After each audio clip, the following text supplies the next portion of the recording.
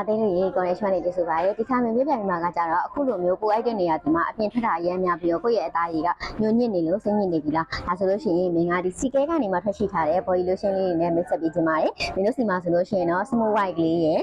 ပြီးတော့ဒီ shiny white ကလေးရယ်ပြီးတော့လို့ရှိရင်ဒီ renewal white လေးရယ်ဆိုပြီးတော့ body lotion 3ရောင်လုံးမင်းတို့စီမှာ install ရောက်ရှိထားပါတယ်တမျိုးချင်းစီရအားနေတယ်လေးမှာဆိုလို့ရှိရင်ဒီ shiny white လေးရကြတော့သူက